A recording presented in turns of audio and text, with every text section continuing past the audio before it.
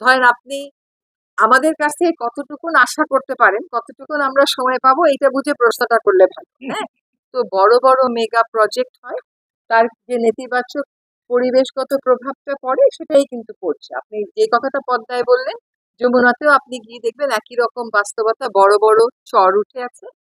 পদ্মার ক্ষেত্রে দুইটা বিষয়, একটা হচ্ছে চলমান প্রকল্পটা 2026 সালের সেপ্টেম্বর পর্যন্ত মেয়াদ আছে এবং এটা 55% অগ্রগতি হয়েছে। কয়দিন আগে একটা জায়গাতে একটু ভাঙন দেখা দিয়েছিল, ওইখানে আমাদের যিনি আছেন ফজল কবির ভাই উপদেষ্টা মহোদয়, উনি নিজে এসেছিলেন এবং এসে তদারকি করে দেখে গেছেন।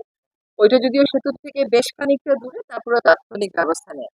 চরের বিষয় যেটা বললেন, মানে ব্রিজ গুলোর কনস্ট্রাকশনের কারণে এখানে সেডিমেন্টেশন হবেই এবং সেডিমেন্টেশন অ্যাকিউমুলেট করবেই।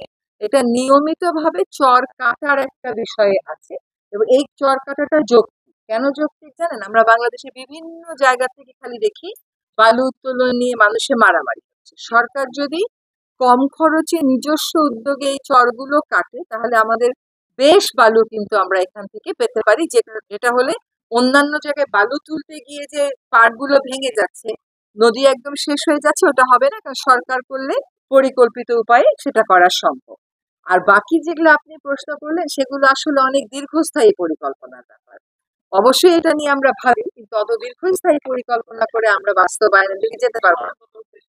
ধরেন আপনি আমাদের কাছ থেকে কতটুকুন আশা করতে পারেন, কতটুকুন আমরা সময় পাবো এটা বুঝে প্রশ্নটা করলে ভালো। হ্যাঁ, তো আমরা আজকে এসেছিলাম যে এখানে কিছু জায়গা আছে এখানে সেখানে পড়া, সেগুলো যে বেদখল না হয়ে যায়, কোনোভাবে সৌন্দর্যটা বাড়িয়ে মানুষকে পদ্মার কাছে নিয়ে আসা যায় কিনা। বিভিন্ন জায়গা থেকে মানুষ এসে পদ্মা দেখবে, বলে না সিইং ইজ বিলিভিং। আপনি যখন দেখবেন তখনই ওটাকে আপনার ওটার জন্য একটা অন্যরকম মায়া হবে। সেটার কোনো সুযোগ আছে কিনা আজকে আমরা সেটা বুঝতে এসেছিলাম। ধন্যবাদ।